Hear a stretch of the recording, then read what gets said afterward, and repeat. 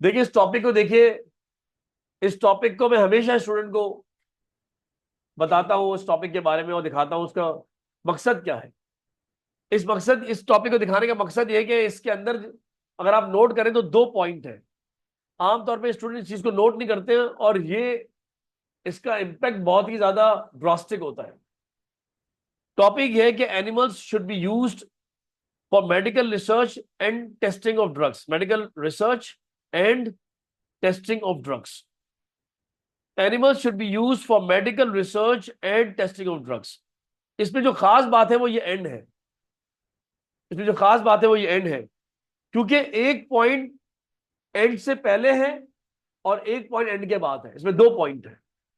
अगर आपने इस ए एंड डी एंड को नोट नहीं किया तो बहुत बड़ा प्रॉब्लम हो सकता है, क्योंकि इसमें दो पॉइंट है और आपने सिर्फ एक ही पॉइंट को कवर किया और एक पॉइंट कवर नहीं किया तो यह आधा ऐसे माना जाएगा। मेडिकल रिसर्च एक पॉइंट है, टेस्टिंग ऑफ ड्रग्स एक पॉइंट है। एनिमल्स को इस्तेमाल होना चाहिए मेडिकल रिसर्च में and testing of drugs. Medical research क्या है? What is medical research? Medical research जितनी भी ह्यूमन बॉडी से रिलेटेड रिसर्च है वो मेडिकल रिसर्च है।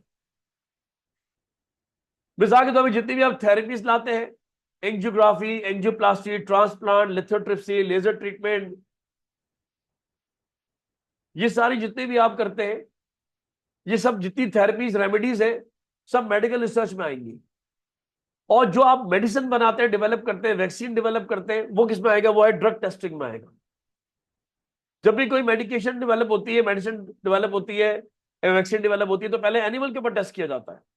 और वो एनिमल जिनकी फिजियोलॉजी किसी हद तक इंसान से मिलती है, किसी हद तक, जैसे रैबिट्स हैं, रैट्स हैं, मंकीज हैं, उनकी फिजियोलॉजी इंसान से किसी हद तक मिलती है, वो भी 100% नहीं, जाहिर है।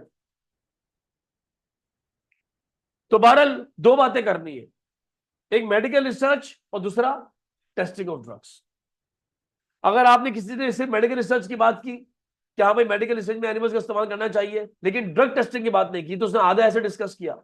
किसी ने सिर्फ ड्रग टेस्टिंग की बात की, मेडिसिन की बात की, लेकिन ह्यूमन बॉडी से रिलेटेड रिसर्च या किसी थेरेपीज रेमेडीज की बात नहीं की कि जितनी भी थेरेपीज है, रेमेडीज है, या ये थेरेपीज डेवलप होनी चाहिए, या जितने भी प्रोसीजर्स है इसमें एनिमल पर। अगर आप किसी ट्रांसप्लांट करें तो पहले मंकी का ट्रांसप्लांट करें, किसी रैबिट का ट्रांसप्लांट करें।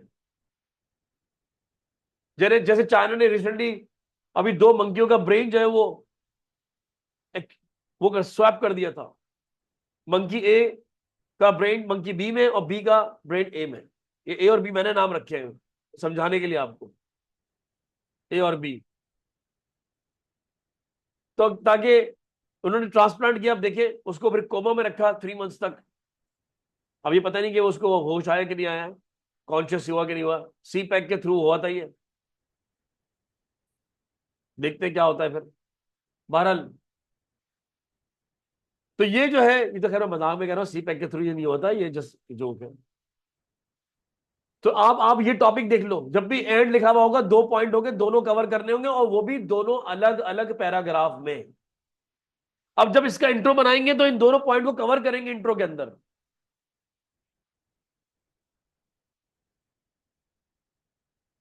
ये देखिए आप, these days some people seem to argue that it is best it is best to use animals in testing of medical procedures. Yeah, testing of medical procedures, experimentation of medicines and in other form of scientific research. तमाम किस्म की testing of medical procedures में, ये भी point clear हो गया। Medical procedures किसमें आ गया? मेडिकल रिसर्च हो गया। एक्सपेरिमेंटेशन ऑफ मेडिसिन, ये ड्रग टेस्टिंग हो गई। एंड इन ऑल या in other forms of scientific research, तमाम किस्म की साइंटिफिक रिसर्च में एनिमल का इस्तेमाल क्या बेस्ट है।